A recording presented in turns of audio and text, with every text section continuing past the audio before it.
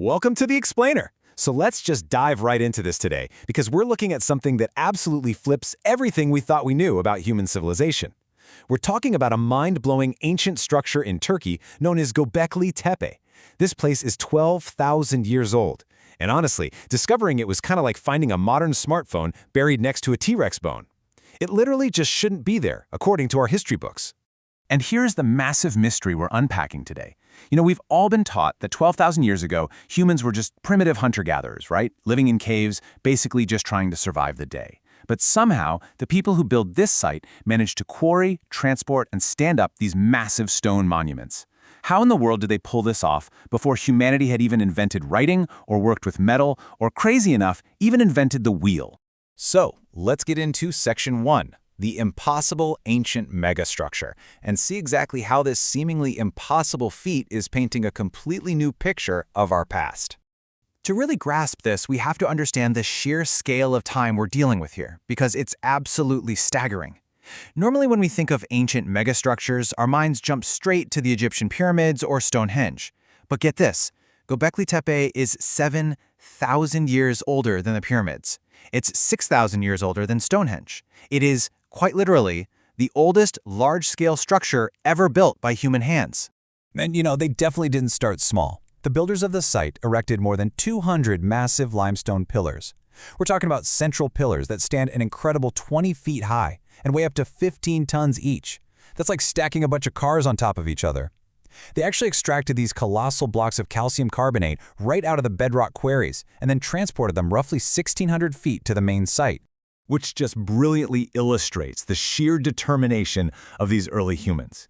Because remember, they had absolutely no wheels, no metal tools, and no beasts of burden like oxen or horses to help them out. So how on earth did they do it?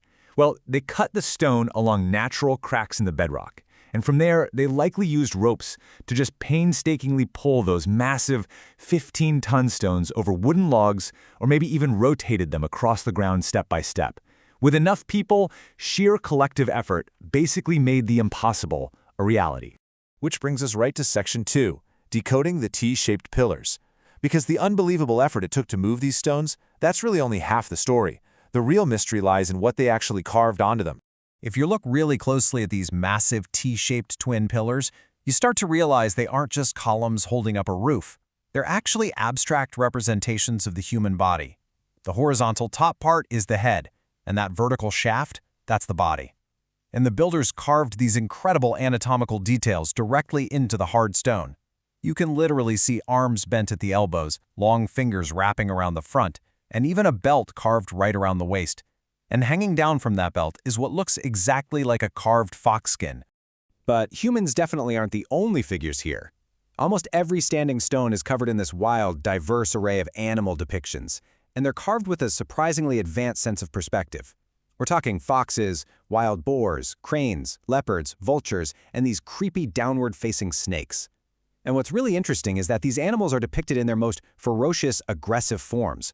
Like there's this one carving of a heavily muscled leopard with huge teeth just hovering over a wild boar. It almost feels like these ferocious carvings were acting as ancient warnings to anyone walking up. Or maybe they were just really intricate props for early storytellers. So the really crucial takeaway here is that this was a highly complex society. They gathered in these conical-roofed structures for 1,500 years. They even buried their dead in pits right beneath the floors, sometimes separating the skulls to display them openly on the walls, kind of a way to keep their deceased loved ones present. But then one day, they did something totally baffling. They deliberately buried the entire site, just covered it in dirt and abandoned it without a single explanation. Why on earth would they do that? Well, ironically, burying it is what prevented it from collapsing over time. It basically acted like a giant protective time capsule, perfectly preserving not just the stones, but the memories created within those walls for thousands of years. Now, if Göbekli Tepe was a time capsule, there's another site just 22 miles away that's basically the key to unlocking it. Let's look at Section 3, Inventing the Architectural Corner, because this nearby site, called Karahan Tepe, showcases an absolute massive leap in human ingenuity. At Karahan Tepe, which actually existed at the exact same time as Göbekli Tepe, you can quite literally walk through the evolution of architecture. Down at the bottom, it starts with these oval structures carved directly into the bedrock. They feature prominent stone figures symbolizing male fertility, likely used in ancient initiation rituals. But as you physically walk up the slope of the site, the timeline shifts forward by centuries with pretty much every step. Eventually, those round and oval rooms disappear entirely, and you see this monumental breakthrough, the invention of the sharp corner. And this really brilliantly illustrates why this specific discovery is so profoundly important for us today. Around 11,000 years ago, humanity literally invented the rectangular floor plan. Think about it. Circular structures are incredibly difficult to divide up into functional rooms, and without a big central support pillar, the roofs are super prone to collapsing inward. But rectangular structures with strong, sharp corners, they solve all of that. They're super easy to divide, infinitely expandable, and they can support way heavier roofs. The very architectural forms we use to build our houses, our offices, our entire modern world today, they trace their roots right back to this specific hillside in Turkey. In the most recently discovered public area at Göbekli Tepe, archaeologists stumbled upon something wild, an incredible 8-foot-tall, life-sized human statue. It's actually the oldest known statue of its kind in the world. He's depicted holding his phallus and is positioned right on the side of this massive central meeting point. It's a space so vast it really begs the question, what exactly were they doing here? It's highly likely this was a massive gathering space for major communal celebrations, or maybe a sort of ancient town hall, where the society came together to solve major crises. You know, that human drive to gather, to build, and to overcome incredible odds seems to be etched right into the very bedrock of this region. But to truly understand this land, we can't just look 12,000 years into the past. We have to look at Section 4, Modern Tragedy and Historic Reconstruction, and focus on the people living there right now. On February 6, 2023, this exact same region was struck by one of the absolute greatest disasters in modern Turkish history. Two devastating earthquakes, measuring 7.7 and 7.6 in magnitude, essentially turned entire cities into ruins overnight, affecting roughly 14 million people. One survivor recalled the sheer terror as the shaking just kept getting stronger and stronger, remembering his wife's chilling words in the dark, "Hassan, this isn't gonna stop." The devastation was truly catastrophic. Memories, childhood homes, plans for the future, wiped out in an instant. At the Abrar site alone, 18 building blocks collapsed and 1,400 lives were tragically lost. But what happened next is an unbelievable testament to that continuous legacy of human mobilization on this land. The sheer scale of the reconstruction is just staggering. Back at the Abrar site, brand new, earthquake-resistant homes have already been delivered to their rightful owners. Over in the Ind area, what was literally just empty rocky ground has been completely transformed into a massive 1,200-acre project featuring 16,000 new housing units, complete with schools and healthcare facilities.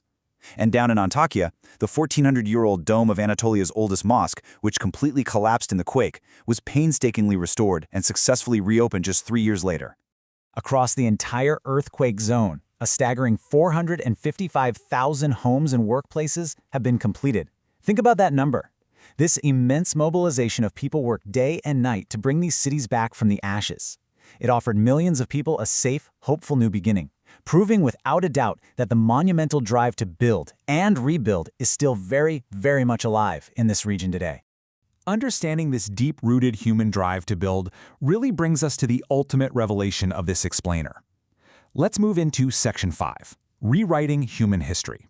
Because we have to ask, what exactly was uncovered at Göbekli Tepe that literally forced all our history books to be rewritten? So for years, the old story we were all taught went like this. Hunter-gatherers discovered how to plant seeds, right? And to harvest those seeds, they had to stop wandering and settle down in one spot. Therefore, agriculture invented the settled way of life, which then eventually led to complex societies and religion. But Göbekli Tepe gives us a completely new story. These incredible stone pillars and massive gathering spaces were built before agriculture was even a thing. This proves that early humans first transitioned into a settled life not to farm, but to perform rituals, to gather, and to connect with each other. The desire for community and shared beliefs actually came first, and honestly, that is a massive paradigm shift in archaeology. And you want to know what's truly mind-blowing about all of this? It's how little we actually know. In the past 30 years of non-stop meticulous digging, only about 10% of Göbekli Tepe has actually been unearthed. 90% of it is still buried deep under the earth. Because every single layer requires such extreme precision, scientists estimate that fully excavating the rest of this vast site could literally take centuries. We are truly just seeing the very tip of the iceberg here. There could be hundreds of these massive monuments just waiting beneath the ground. It really makes you wonder, as you look around at our modern world with all its rectangular buildings and immense sprawling cities, What other ancient secrets are just waiting beneath our feet to challenge everything we know? Keep learning, keep questioning, and I'll catch you guys on the next Explainer.